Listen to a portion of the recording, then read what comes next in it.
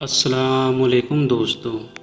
حضرت عبداللہ بن حذیفہ رضی اللہ عنہ کا وہ ایمان افروز واقعہ جس نے روم کے بادشاہ کو بھی حیران کر دیا تھا۔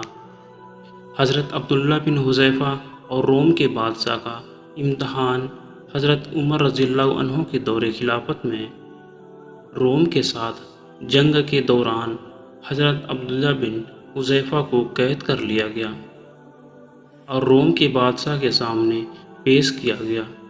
بادشاہ نے ان کی بہادری اور ایمان کو پرکھنے کے لیے انہیں لالچ دیا اور کہا، اگر تم عیسائی بن جاؤ تو میں تمہیں اپنی آدھی سلطنت دے دوں گا اور اپنی بیٹی کی شادی تم سے کر دوں گا۔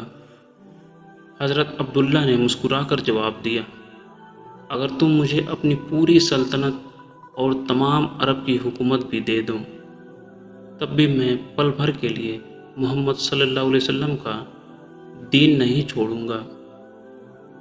بادشاہ نے غصے میں آ کر ایک بڑا کڑاہا منگوایا جس میں تیل کھول رہا تھا۔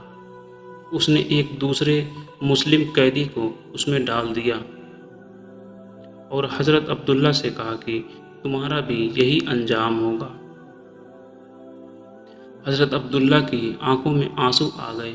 بادشاہ نے سمجھا کہ شاید وہ ڈر گئے ہیں، لیکن حضرت عبداللہ نے کہا، میں موت کے ڈر سے نہیں رو رہا، بلکہ میں اس لیے رو رہا ہوں کہ میرے پاس صرف ایک ہی جان ہے جو آج اللہ کی راہ میں قربان ہو جائے گی۔